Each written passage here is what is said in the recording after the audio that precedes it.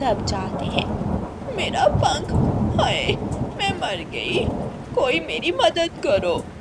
दोनों कौवे दर्द से चिल्ला रहे थे, लेकिन उस तूफानी बारिश में वहाँ कोई नहीं था जो उन दोनों की मदद करता। ऐसे दुष्ट कौवों को उनके किए की सज़ा मिल जाती है। प्यारे दोस्तों, इस कहानी से हमें सीख मिलती है कि जो दूसरों के लिए गड्ढा खोदता है, खुद ही उस गड्ढे में गिर जाता है। और प्यारे दोस्तों, इस कहानी को लाइक, अपने दोस्तों के साथ शेयर और चैनल को सब्सक्राइब करना बिल्कुल मत भूलना। आपका धन्यवाद। बुलबुल के पति का देहांत हो जाता है। जंगल के सभी पक्षी बुलबुल के घर जमा थे। वो बुलबुल को हौसला देते हैं। तुम चिंता मत करो बुलबुल बहन, हम सारे जंगल के पक्षी तुम्हारे साथ हैं। ये हमारे जंगल का नियम है।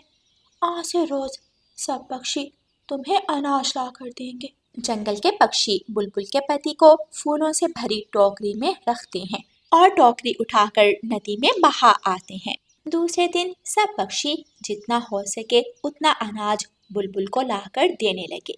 रानू चिड़िया बुलबुल के लिए मीठे अंगूर लेकर आती है। ये लो बुलबुल बहन, स्वादिष्ट मीठे अंगूर। मुझे पता है मीठे अंगूर बुलबुले को बहुत पसंद है। बुलबुला खुश हो जाता है और जल्दी से रानू आंटी से अंगूर लेकर खाने लगता है। रानू बहन, आपको तो बुखार था, आपको घर में आराम करना चाहिए था। कोई बात नहीं बुलबुल, जब मेरे मानो जी का देहांत हुआ था तब आपने भी तो मेरी कितनी मदद की थी। मेरा हर मसले में साथ दिया था आपने। अब मेरा भी फर्ज बनता है कि मैं आपकी मदद करूं। रानू आंटी, बहुत मज़े के अंगूर हैं। मेरे पापा भी मुझे मज़े मज़े के मीठे फल ला कर दिया करते थे। बुलबुले बेटा, आपकी रानू आंटी है ना, अब मैं भी आपको हर रोज़ आपकी मनपसंद चीज़ें ला कर दिया करूँगी। कालू कौवा अपने घोंसले में लेटा हुआ था। गोरी कौवी बाहर से आती है। उस मोटी बुलबुल के तो मज़े ही मज़े हैं। उसका पति मरकर भी उसके काम आ गया। अब से वो रोज घर बैठकर मुफ्त में खाना खाएगी। और एक मेरा पति है जो जिंदा होकर भी किसी काम का नहीं, हर रोज भूखे पेट सोना पड़ता है। जैसे ही कालू कौवा गोरी कौवी की बात सुनता है, उसके दिमाग में एक आइडिया आ जाता है। वाह वाह गोरी, क्या आइडिया दिया है तुमने। अब इस खाली दिमाग में कौन सी खिचड़ी पकी है। तुम एक बार मेरा प्लान तो सुनो। तुम भी अपने पति कालू पर गर्व करोगी। अच्छा बताओ, वो कैसे। गोरी, हम दोनों नाटक करते हैं। मैं झूठ मरने का नाटक करता हूँ और तुम रोने का नाटक करना। जैसे ही जंगल में ये बात फैल जाएगी कि मैं मर गया हूँ, तो जंगल के पक्षी बुलबुल की तरह तुम्हें भी हर रोज तरह तरह के भोजन ला कर दिया करेंगे। नाटक करने में तो मैं माहिर हूँ। अगर प्लान काम कर गया तो हमारे मजे ही मजे होंगे। लेकिन कालू पति जी, आप तब तक कहाँ रहेंगे। मैं दूसरे कमरे की छत पर सो जाया करूंगा, किसी को कुछ पता नहीं चलेगा। अच्छा ठीक है, चलो फिर जल्दी से मरने का नाटक करो, बाकी का काम मुझ पर छोड़ दो।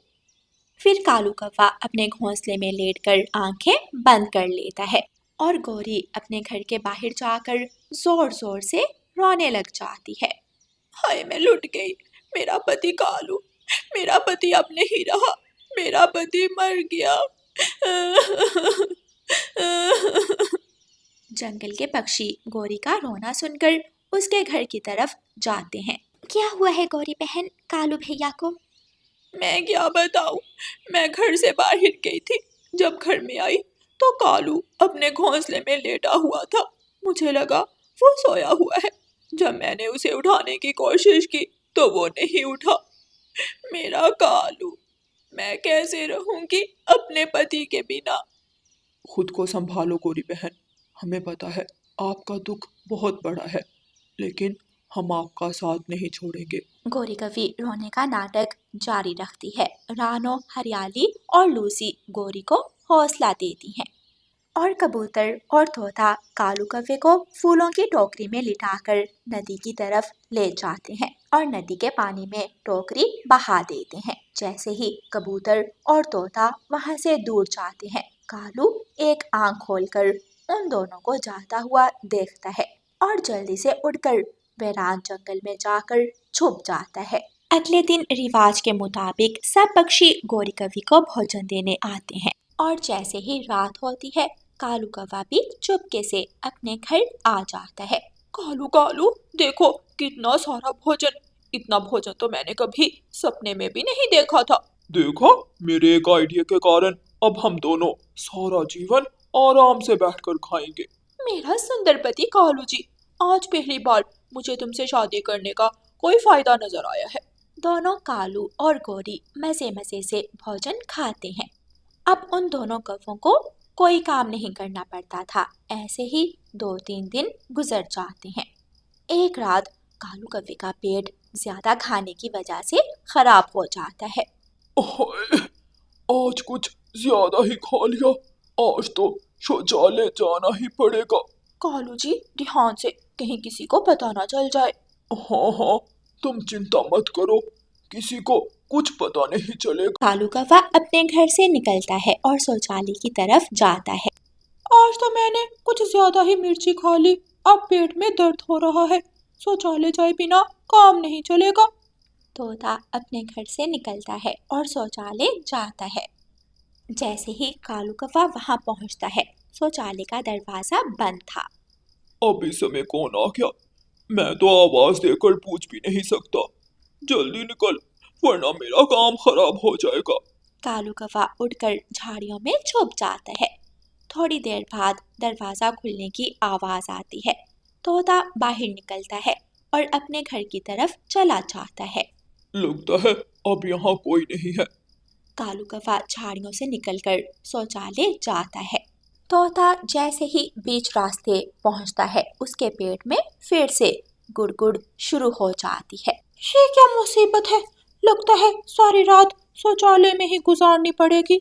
तोता फिर से शौचालय की तरफ जाता है। उसी समय कालू कौवा शौचालय से बाहर आता है। तोता कालू कौवे को देखकर डर जाता है। कालू, कालू का भूत, भूत बचाओ, भूत आ गया। कालू भी खुद को बचाने के लिए भूत का नाटक शुरू कर देता है। हाँ, मैं कालू का भूत हूँ। तुम ही मुझे नदी पर छोड़कर आए थे। मैं फिर आ गया। अब मैं तुझे खा जाऊंगा। तोता डरकर वहां से भागता है। रानू चिड़िया का घर करीब था। तोता रानू चिड़िया के दरवाजे पर दस्तक देता है। रानो, रानो बहन, जल्दी जल्दी दरवाजा खोलो, वरना वरना वो कालू कौवे का भूत मुझे खा जाएगा। रानू चिड़िया सोई हुई थी। वो तोते की चींखें सुनकर उठती है और दरवाजा खोलती है। तोता जल्दी से घर के अंदर आ जाता है। क्या हुआ तोते भैया, आप क्यों डरे हुए हो? रानू बहन, मैं शौचालय गया तो वहाँ कालू का भूत था। क्या? तोते भैया, भूत वूत कुछ नहीं होता। तो क्या मैं झूठ बोल रहा हूँ? असली कालू तो मर गया है, तो उसका भूत ही होगा। तोते भैया, मुझे दाल में कुछ काला लग रहा है। चलो हम दोनों गौरी के घर जाते हैं। नहीं, मुझे कालू का भूत खा जाएगा। तोते भैया, मुझे यकीन है वो कालू का भूत नहीं, खुद कालू होगा। दोनों तोता और रानू चिड़िया कालू कौवे के घर की तरफ जाते हैं। अंदर गौरी और कालू कौवा बातें कर रहे थे। गौरी, उस मोटी चोंच वाले ने मुझे देख लिया। हाय कालू, अब क्या होगा? अरे तुम चिंता मत करो, वो तो मुझे भूत समझ रहा था। मैंने भी उसे अच्छा डराया, वो तो डर के भाग गया। तुम चिंता मत करो, हमारी पोल कभी नहीं खुलेगी। दरवाजे पर खड़े तोता और रानू चिड़िया सब सुन लेते हैं। ये दुष्ट काला कलोटा कौवा मरने का नाटक कर रहा था। हमें सब पक्षियों को बताना होगा। फिर रानू चिड़िया जंगल के पक्षियों को इकट्ठा करती है और वो सब गौरी के दरवाजे पर दस्तक देते हैं। गौरी दरवाजा खोलती है। अरे आप सब इस समय यहाँ?